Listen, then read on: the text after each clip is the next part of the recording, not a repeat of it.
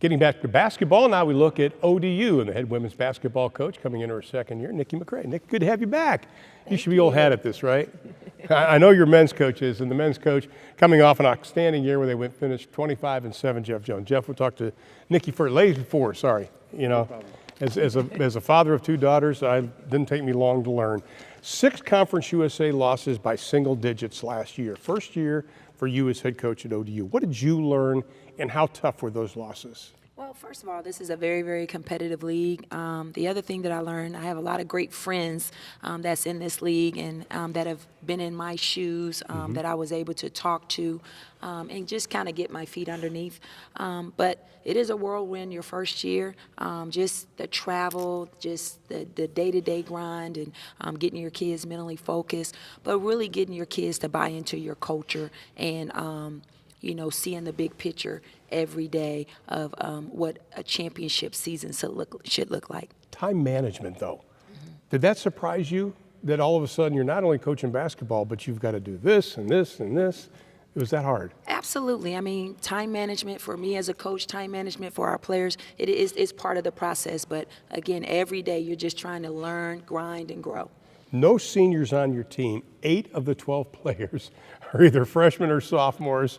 That might be growing pains for the coach this year, but how special is it to have those young players where you can mold them to the style you want to play? Very special, because these are the young ladies that I recruited them personally, know their families, and that makes a big difference. They came to ODU to make a difference, but the relationship part is already there. So that in itself is huge, and they're excited. I'm excited, different energy, and looking forward to the season. Only 1 starter returns for ODU this season. Do you adapt your style and add more, or do you have to pull it back a little bit with only 1 starter coming back? Well, I think with young people, you just try to, simplicity is key, but we're trying to learn on both sides of the ball. But for me, we're young, we're athletic, and I'm just learning them. Sometimes I sit back and watch them in practice, and I'm like, let me see how they're doing, because they have to figure it out for themselves, and me not always tell them, because they do things, you're like, oh, okay, I like that. So it's been an adjustment on both parts, but for me, I'm letting them find their way. You lost one of your floor generals, starting point guard and leading person in assists per game, Michaela Timmons. Who takes her place? It's going to be by committee. You know, the biggest thing for me is making sure that our guards can handle the ball and making good decisions, which I think is going to be really good for us, especially with our new system. We don't have a true point guard. We're kind of a positionless team, and I like that. Talk about who's going to have to step up their game this season. I think one player that comes to mind is Victoria Morris. She's done a really good job over the offseason being a leader, building relationships with her teammate, understanding our culture. She now knows what's expected. So she's done a great job in the weight room, building relationships, and obviously working on her game. Taylor Edwards is another young lady that I'm really excited about. I thought it was really hard for people to keep her out of the paint this year. And she's trimmed down, she's more focused, and she wants to win. So I like that. Not to be negative on Edwards, she started 8 games, played in all 31, leading rebounder, but she had 8 DQs. Is that something you have to teach her, or does she just have to learn that on her own? Well, you have to teach her those things. She's an aggressive player, and just trying to get her not to touch as much. When I played the game, I was aggressive, you know, so they kind of take on my personality a little bit from a defensive standpoint. But this year, we're really focusing on not fouling as much. Olympic gold medalist and played at Tennessee under Pat Summitt. Actually called her games aggressive is an understatement for Nikki's game. Nikki, I want to ask you another question a little bit later on, but now I want to turn to Jeff Jones. The ODU men finished 25-7 last year. No postseason tournament despite the record. Did that sting? You could say that. It was frustrating. And I think that is a great example about the plight of mid-major programs in men's college basketball today. You know, in the last 4 years, ODU's averaged 24 wins a year. I don't think there's anybody that covers college basketball would believe that or know it. Well, you know what? I didn't know it until one of our staff members pointed it out to me, that we actually, over the last 4 years, total number of wins, we're 27th in the country.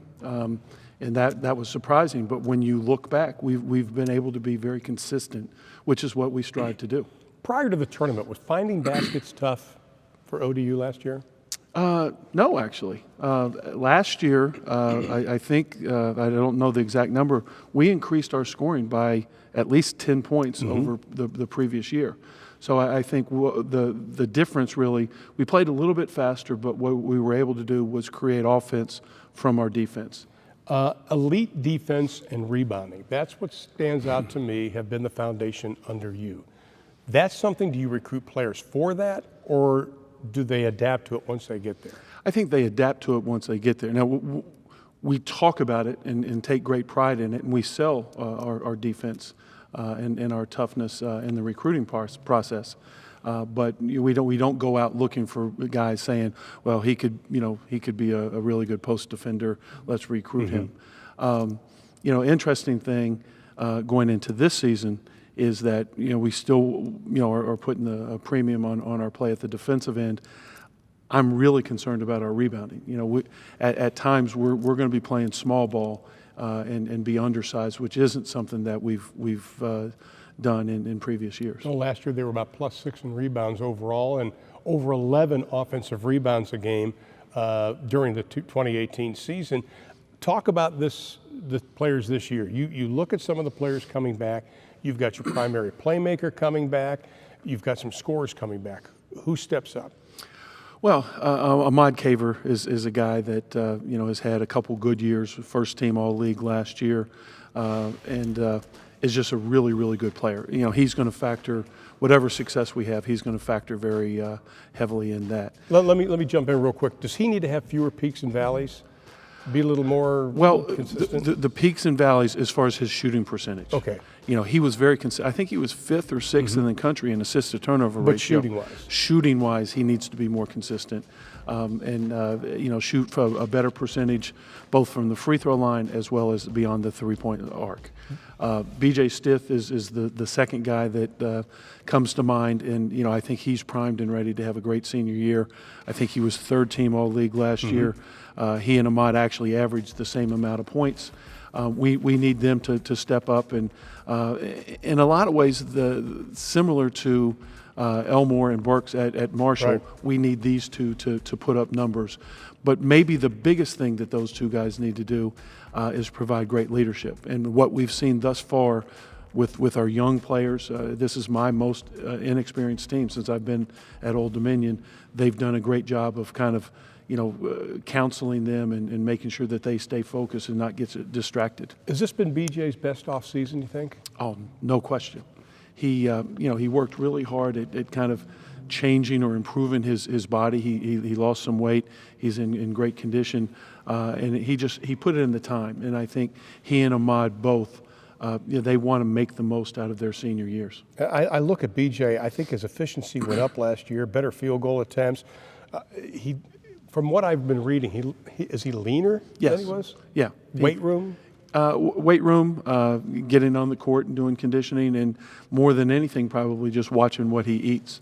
Actually, in the Stith household, Barbara Stith makes maybe the best sweet iced tea, and BJ's had to push away from the sweet iced tea. Oh, I watch what I eat too, because I watch as I eat it. It's not a problem.